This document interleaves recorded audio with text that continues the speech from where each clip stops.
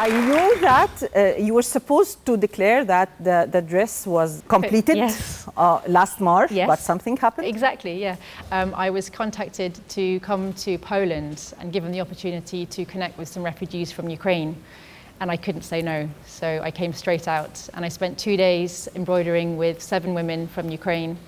And I was so moved because, first of all, how resilient and how strong they were, but also just how uplifted they were by the dress. They walked in and suddenly they were all very, very, very happy. And we spent most of the time singing. They were singing traditional Ukrainian songs, celebrating their homeland and talking a lot about the future rather than what was happening now. It was like when we rebuild the country and hopefully a woman will be in there to help. As a life giver, things can change. So it was just an amazing experience. It was very humbling for me to witness them, but also them around the dress and them connecting to the panels in the dress, like the Kosovan one and all these things. It's just all the time, these connections happening. Did you get that piece yet or no? Yes. Did you? Oh. There's quite a few, but the biggest one is this one, this sunflower. So it's a traditional motif in Ukraine. So they only wanted to stitch in yellow. So most of the little yellow motifs that you see are from Ukraine. That was a part that could not be missed. No, absolutely. So, but now it really is finished. So you're from Cairo. You're declaring that the red dress is it's complete now. At last. It's complete. بعد 13 سنة ونص. بعد 13 سنة ونص أتمت مشروعها وحلمها الفستان. الفستان الأحمر. Beautiful romantic dream you had. I can see the romance behind this. Yes, I can see the message, I can see the idea behind it, but I can tell that there's lots of romance here. There is. And it's been such a journey for me personally, trying to kind of keep it going.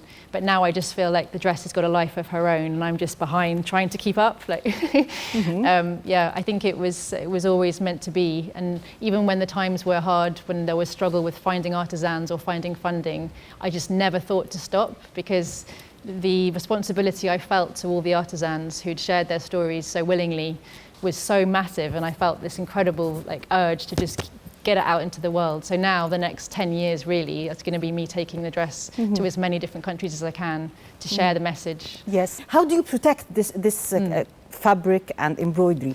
So, are there any measurements? Yeah, lots now. I work with a conservator because I want the dress to last for hundreds of years. So when it's exhibited in a museum or a gallery, the light has to be within a certain range. So does the humidity.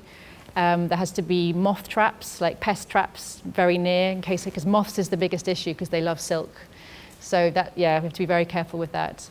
And only someone wearing gloves can touch the fabric. And just it has to be careful with dust. It's quite a lot. So whenever someone wants to exhibit it, I have to send them a list like this long saying you can, but this is the deal. Take care. Yeah. Yes. I know that right now you're maybe exhausted after those 13 years. But is there any project, any other dresses you're thinking of later on? No more dresses.